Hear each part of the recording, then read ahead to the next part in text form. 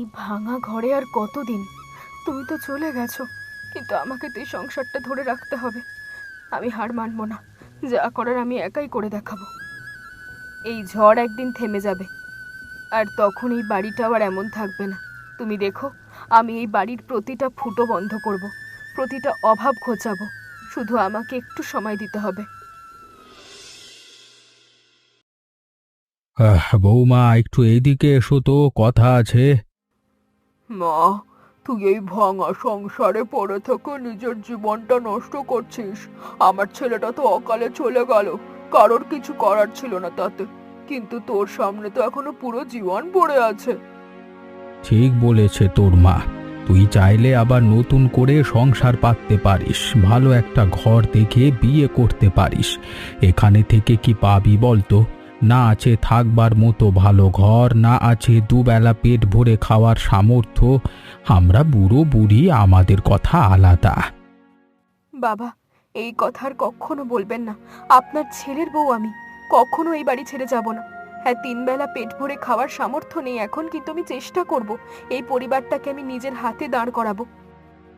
কি করবি তুই একা বলতো? আমাদের যে জমিটা এতদিন অযত্নে পড়ে আছে, ওখানে আমি সবজি চাষ করব বাবা। না বৌমা, তুমি মেয়ে মানুষ, মাঠে ঘাটে গিয়ে চাষবাসের কথা একদম চিন্তা করো না। ওসব কি সহজ কথা? লোকে কি ভাববে বলো তো? আর মেয়ে মানুষ একা মাঠে গেলে বিপদ হতে পারে। চিন্তা করবেন না মা বাবা, লোকে কি বলবে তা নিয়ে ভাবলে তো আমাদের পেট ভরবে না। আমি পারবো, দেখবেন। আপনারা শুধু আমার পাশে থাকবেন।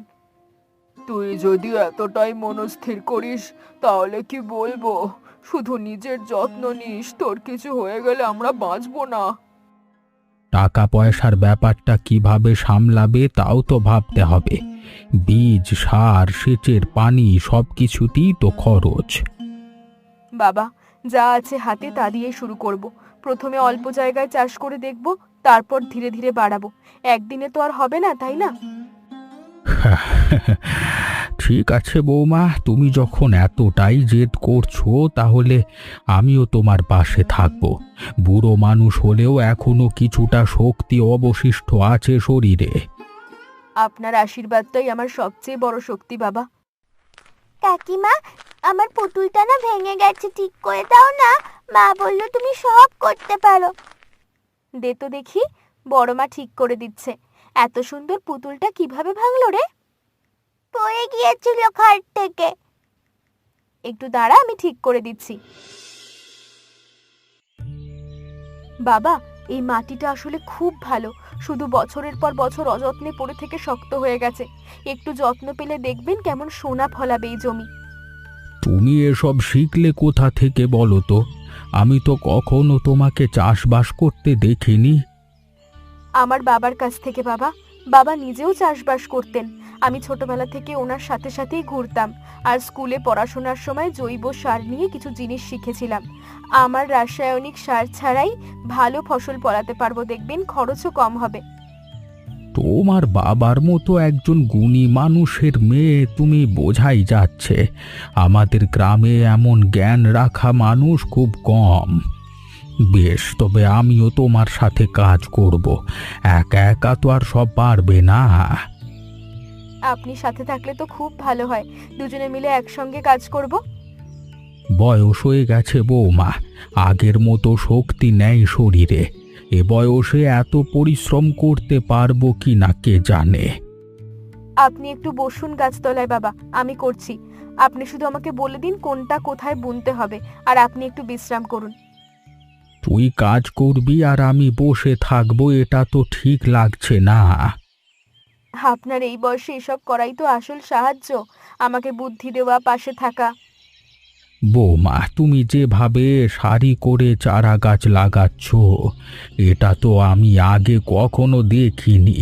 এভাবে করলে কি সত্যি বেশি ফলন হয়? হ্যাঁ বাবা, এতে করে প্রতিটা গাছ ঠিকমতো আলো বাতাস পায়, আর পানিও সমান ভাগে পৌঁছয়। বাবার কাছে শেখা এই পদ্ধতিতেই তো আমাদের গ্রামে অনেকের চেয়ে ভালো ফলন হতো। আমি তো এত বছর চাষবাস করেও এসব জানতাম না বৌমা। তুমি তো সত্যি করের মানে শিক্ষিতা মেয়ে। হ্যাঁ বাবা, তিনি সবসময় বলতেন জমি কখনো মিথ্যে বলে না, তুমি যা দেবে তার চেয়ে বেশি ফিরিয়ে দেবে।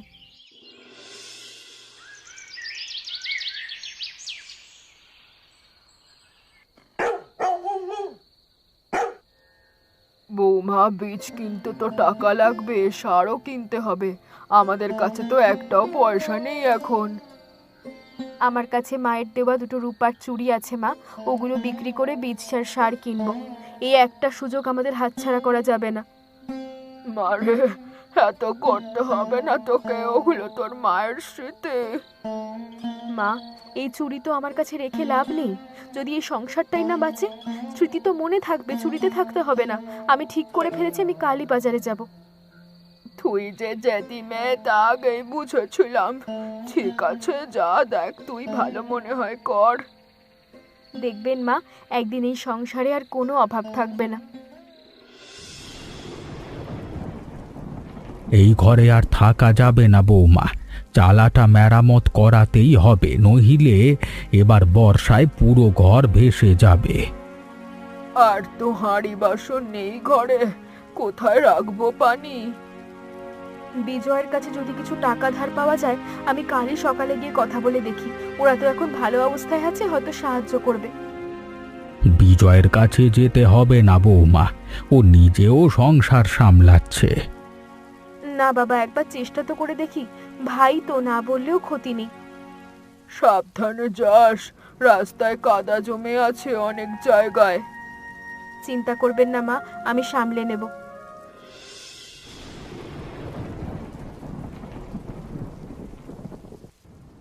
ঠাকুরপো, বাড়িতে আছো? একটু জরুরি কথা ছিল। বৌদি, কিছু বলছিলেন? কি হয়েছে? আসলে আমাদের ঘরের চালাটা খুব খারাপ অবস্থায়। কাল রাতে বৃষ্টিতে পুরো ঘর ভেসে গিয়েছিল প্রায়। যদি কিছু টাকা ধার দিতে পারতে, পরে আমি সবজি বিক্রি করে সব ফেরত দিয়ে দেব। বৌদি, আমাদেরও তো অনেক খরচ, টুনির পড়াশোনা, ঘরের জিনিসপত্র, আরো কত কি, সব সামলাতে হিমশিম খাচ্ছি আমরা। এখন হাতে কিছু নেই বলতে গেলে। বেশি না গো, শুধু চালাটুকু মেরামতের মতো হলেই চলবে। বাবা মা এই বয়সে বৃষ্টিতে ভিজে অসুস্থ হয়ে পড়ছেন। সত্যি আমাদের কাছে এখন দেওয়ার মতো টাকা নেই গো। না, আর কারো মুখাপেক্ষী হয়ে থাকবো না। নিজের রোজগারে এই বাড়িতে ঠিক করব, আর নিজের পায়ে দাঁড়াবো, দেখিয়ে দেব। তোরা তাড়াতাড়ি বড় হয়ে যা তো, তোদের উপরেই তো এখন আমাদের সব ভরসা। তোরা টিকে থাক, তোদের হারালে যে আমাদের আর কিচ্ছু থাকবে না। আর একটু শক্ত করে বেঁধে দি। বৌমা, সারা রাত এখানে ছিলে নাকি? জ্বর এসে যাবে তো তোমার। বাবা দেখুন, একটাও চারা নষ্ট হয়নি, সব ঠিক আছে। তুমি তো সত্যি এই জমির প্রতিটা গাছকে নিজের সন্তানের মতো ভালোবাসো। এবার যাই হোক, তুমি ঘরে গিয়ে একটু বিশ্রাম নাও। এখন বিশ্রামের সময় নেই বাবা। দেখুন, রোদ উঠলেই আবার পানি দিতে হবে, নইলে গাছগুলো শুকিয়ে যাবে। আগে ওদের যত্ন, তারপর আমার বিশ্রাম। তোমাকে বোঝানো আসলেই কঠিন কাজ। বড় মা, এত সবজি, আমি তো এত সবজি একসাথে কখনো দেখিনি। আয় মা, তোর জন্য সবচেয়ে বড় বেগুনটা তুলে দি। কেমন লাগছে দেখতে? খুব সুন্দর। তুমি জাদু জানো নাকি বড় মা? জাদু না রে সোনা, এটা পরিশ্রমের ফল। পরিশ্রম করলে সব সুন্দর হয়। বড় মা, আমি যদি তোমার সাথে কাজ শিখি, আমিও কি এরকম সুন্দর সবজি ফলাতে পারবো? অবশ্যই পারবি, কিন্তু তোর এখন লেখাপড়া করতে হবে। বাহ, খুব ভালো সবজি তো, এত তাজা সুন্দর রং। এমন সবজি তো শহরের বড় বাজারেও পাওয়া মুশকিল। কার জমিতে হয়েছে সব? আমারই জমিতে বাবু, নিজেই চাষ করছি প্রথমবার। তুমি একটা মেয়ে মানুষ হয়ে বাজারে বিক্রি করতেও এসেছো, আবার নিজেই চাষ করেছো? তোমাকে তো ঠিক চিনলাম না, কার বাড়ির বউ তুমি? আমার শ্বশুরের নাম হারান। আমার স্বামী অনেক আগে মারা গেছেন। সংসারে খুব অভাব, ঘরের চালা পর্যন্ত ভাঙা। তাই নিজেই চাষ শুরু করেছি। কারোর ওপর ভরসা না করে নিজেই কিছু চেষ্টা করছি। সাহসী মেয়ে তো তুমি। আজকাল এমন সাহস কম মেয়েরই দেখা যায়। আচ্ছা, এখন আমাকে কিছুটা সবজি দাও তো, বাড়িতে নিয়ে যাই। দাম যা লাগে বলো। একটা কথা ছিল তোমার সাথে, সময় করে একদিন আমার বাড়িতে এসো তো। তোমার সাথে জরুরি একটা প্রস্তাব নিয়ে কথা বলতে চাই। কি প্রস্তাব বাবু? আমি তো সাধারণ ঘরের মেয়ে, আপনার সাথে আমার কি কথা থাকতে পারে বুঝতে পারছি না। ভয়ের কিছু নেই, ভালো একটা প্রস্তাবই দিতে চাই। তোমারই পরিশ্রম আর সততা দেখে আমার মনে হয়েছে তুমি বড় কিছু করতে পারবে। সে না হয় তখনই শুনবে। কালকে বিকেলে এসো, কেমন? ঠিক আছে বাবু, আমি আসবো। বসো বসো, এত ভয়ের কি আছে? বলুন বাবু, কি কথা? তোমার হাতে ফলানো সবজি দেখে আমার খুব ভালো লেগেছে।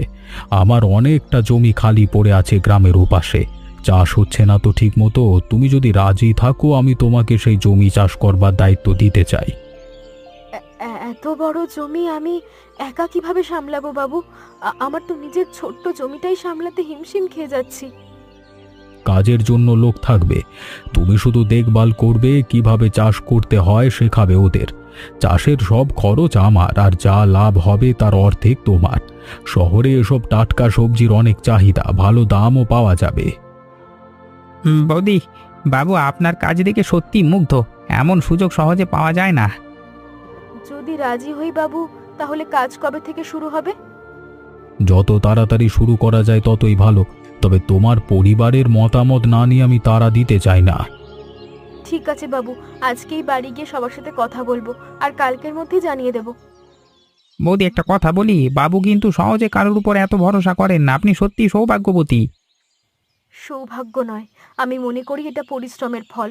তবে বাবুর এই ভরসার মর্যাদা আমি রাখবই। তারা নেই, তবে আমি জানি তোমার শ্বশুর মশাই রাজি হয়ে যাবেন। তোমার সিদ্ধান্তে তার পূর্ণ ভরসা আছে বলেই আমার মনে হয়। আসি তাহলে বাবু, আমি কালই খবর নিয়ে আসছি। বাবু, একটা কথা জিজ্ঞাসা করি, এত বড় প্রস্তাব আপনি আমাকে কেন দিচ্ছেন? আমাকে তো আপনি ভালো করে চেনেনও না, মাত্র একদিনের পরিচয়। সত্যি বলতে ওই জমিটা নিয়ে আমার নিজেরও একটা সমস্যা আছে। আমার দরকার এমন একজন যে সত্যি যত্ন নিয়ে চাষ করবে, ফাঁকি দেবে না। তোমার সবজি দেখে বুঝেছি তুমি সেই মানুষ। আপনি সত্যি কথাটা লুকোননি, ভালো লাগলো বাবু। আমাকে একটু ভাবতে দিন, বাড়িতে গিয়ে শ্বশুরমশাইয়ের সাথে কথা বলে জানিয়ে দেব। এত বড় দায়িত্ব বৌমা, যদি ফসল নষ্ট হয়, যদি লোকসান হয়, মোড়লবাবুর কাছে মুখ দেখাতে পারবে তো তখন? বাবা, ঝুঁকি তো থাকবেই সব কাজে, কিন্তু বসে থেকে তো কিছু বদলাবে না। আমি বিশ্বাস করি আমরা মন দিয়ে যা করি আমরা সেটা পারি। তুই যা ভালো বুঝিস কর, তোর সিদ্ধান্ত আমার আপত্তি নেই।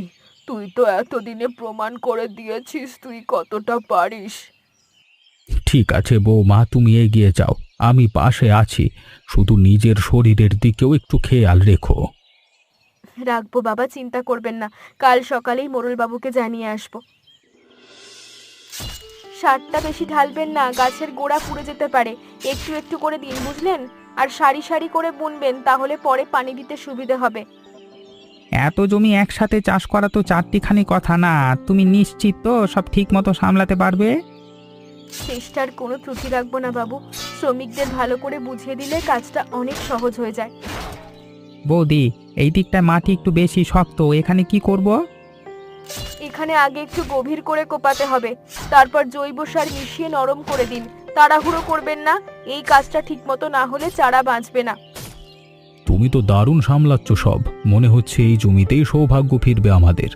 এতজন শ্রমিককে একা হাতে সামলানো সহজ কথা না। একবার ভালো ফলন পেলে বাবু আর পিছনে ফিরে তাকাতে হবে না। শহরে এসব সবজির চাহিদা তো আপনি নিজেই বলেছিলেন। এ কি, এই পাতাগুলোর অবস্থা তো ভালো নয়।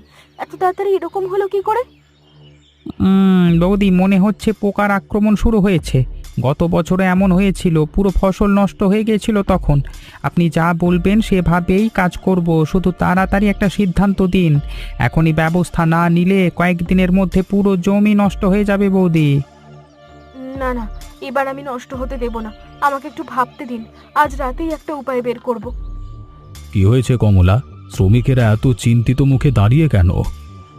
বাবু, গাছে পোকা লেগেছে মনে হচ্ছে। ভয় পাবেন না, আমি আজ রাতেই একটা সমাধান বের করার চেষ্টা করব। আপনি বিশ্বাস রাখুন। ঠিক আছে, তোমার হাতেই ছেড়ে দিলাম বিষয়টা।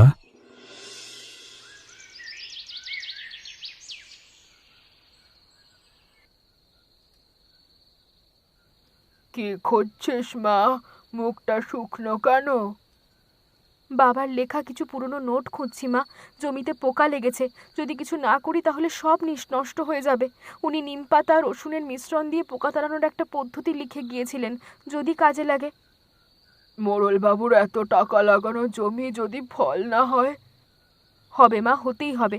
আমি চেষ্টা না করে হাল ছাড়বো না। তুই যেভাবে এত দূর নিয়ে এসেছিস, এবারও একটা পথ খুঁজে বের করবি নিশ্চয়ই। তোর ওপর আমার ভরসা আছে। এই খাতাটাই এখন আমার ভরসা। বাবা যা শিখিয়ে দিয়েছেন তা কাজে লাগানোর সময় এসেছে।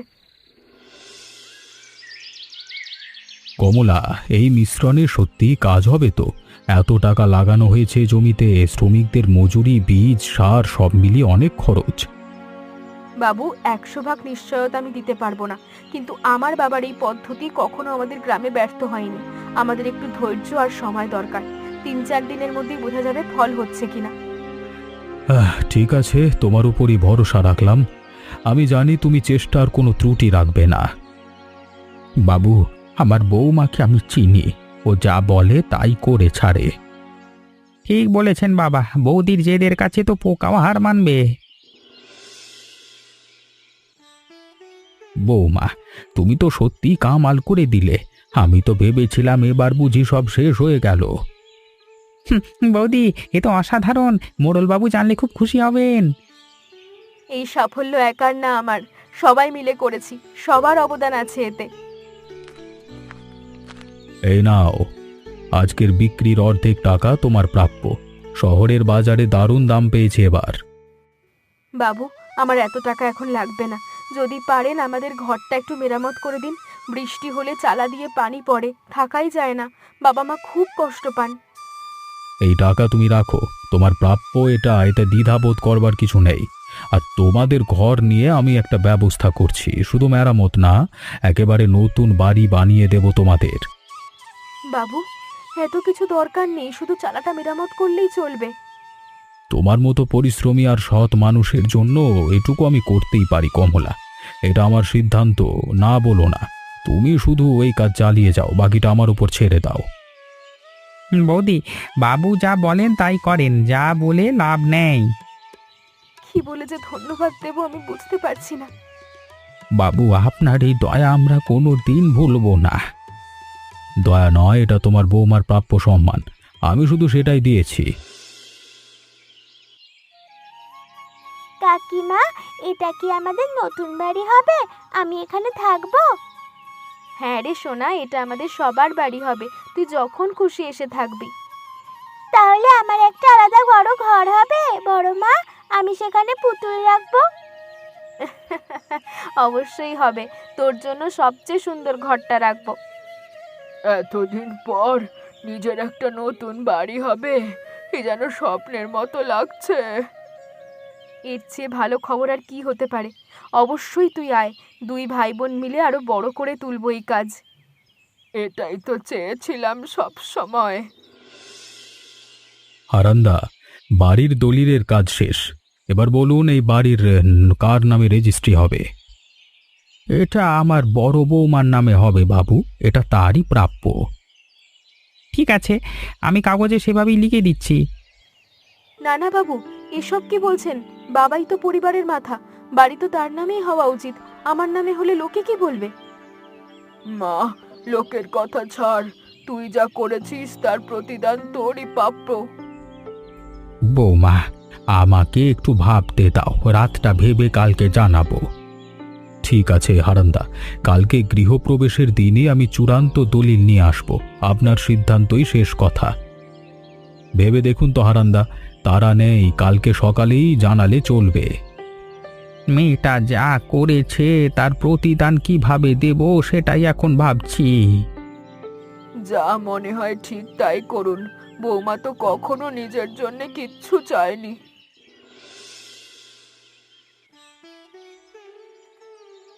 বড় মা, বাড়িটা কি সুন্দর হয়েছে দেখেছো? এবার তো আমরা রোজ এখানে খেলবো। অবশ্যই আসবি সোনা। বড় মা, আমরা কি এখন থেকে একসাথেই সবজি তুলতে যাব? যেতে চাইলে অবশ্যই যাবি, তবে পড়াশোনাটাও কিন্তু ঠিক মতো করতে হবে। আজকেই নতুন বাড়ির দলিল হস্তান্তর করছি। বৌমা, এ বাড়ির দলিল তোমার নামই হয়েছে। আমি নিজে গিয়ে কালকে রাতে রামরমন বাবুকে বলেছিলাম এটা করতে। এই আপনি কি করলেন? এই বাড়ি তো আমাদের সবার, আমার একার নামে কেন? এ বাড়ির সবার ঠিকই, আর থাকলেও সবাই মিলে একসাথে। কিন্তু এ বাড়ির ভিত তুমি নিজের ঘামে করেছ, তোমার নামে থাকাটাই সবচেয়ে ন্যায্য। এ বাড়ি জমি কোনো দিন যেন কেউ তোমার হাত থেকে কেড়ে নিতে না পারে, তাই এই ব্যবস্থা। ঠিক বলেছেন উনিমা, তুই আমাদের ঘরের লক্ষ্মী। বৌদি, এখন থেকে এই পরিবারের নাম হবে তোমার নামেই। সাহসের আরেক নাম কমলা। কাকিমা সবচেয়ে সেরা, সবচেয়ে সেরা। তোরাও তো সবাই আছিস আমার সাথে, তাই তো সাহস পাই। চেষ্টা করলে সবাই পারে, শুধু প্রথম পাটা ফেলতে হয়, ভয়টা কাটিয়ে উঠতে হয়। কমলা, একটা কথা বলি, এ সবজির ব্যবসা তো সবে শুরু হলো। শহরের বড় বাজারে তোমার সবজির অর্ডার আসতে শুরু করেছে। আরও বড় কিছু অপেক্ষা করছে তোমার জন্য সামনে, প্রস্তুত থেকো। আমি সব সময় প্রস্তুত বাবু, এখন থেকে শুধু এগিয়ে যাওয়ার পালা। তাহলে আগামী সপ্তাহেই শহরের বড় ব্যবসায়ীদের সাথে তোমার দেখা করিয়ে দেব। দেখা যাক এই গ্রামের সবজি কতদূর যেতে পারে। বাবু ঠিকই বলেছেন, শহরের বাজারে এমন টাটকা সবজির চাহিদা প্রতিদিনই বাড়ছে। যত দূর যাওয়া যায় তত দূরই যাবো বাবু।